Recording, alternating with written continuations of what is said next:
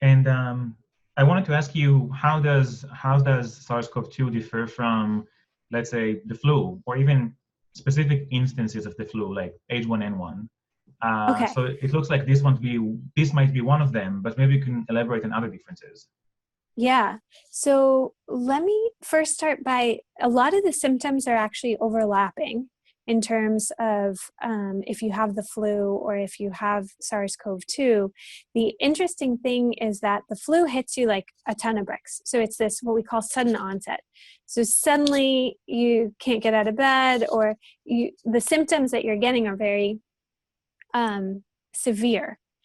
Whereas what's happening with SARS seems to be a slower buildup than that. And that is actually very dangerous for transmission, because in the first couple of days, people actually don't understand yet the severity of how sick they are.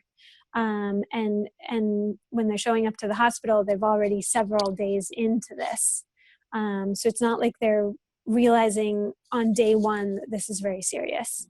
Mhm. So that's one major difference from flu. Another, some of the other things that are different from flu are then go back to the fatality percentages, right? So we are trying to learn a lot from the 1918 Spanish flu pandemic, because there are a lot of parallels with that Spanish flu, in terms of it was very infectious, very transmissible, and very fatal in terms of percentages. And the world was interacting at that time in a way kind of like we do today, where we have a lot of world travel and a lot of exposure to people from other parts.